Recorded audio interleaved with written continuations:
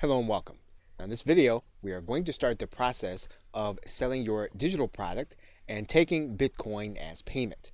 And to do that, we're going to start at the website called Rocketr. And once you get to Rocketr, you're going to go to the right-hand corner and you're going to click Sign Up. You are going to then create a username along with your email address and a password. You're going to click the CAPTCHA and then you're going to accept the terms and conditions. Of course, make sure you read thoroughly the terms and conditions to make sure that they are what you would want them to be if you're going to be doing business on this platform. Once you've read the terms and conditions, you're going to click I am not a robot, and then you're going to click register. Once you've done that, you are going to start the process by typing in your username and password and logging in.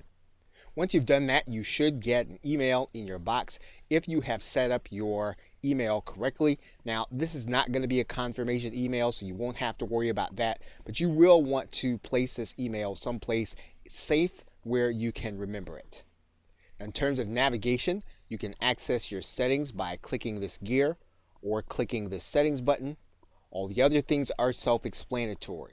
You can use the analytics. You can set up your products, which we will be doing.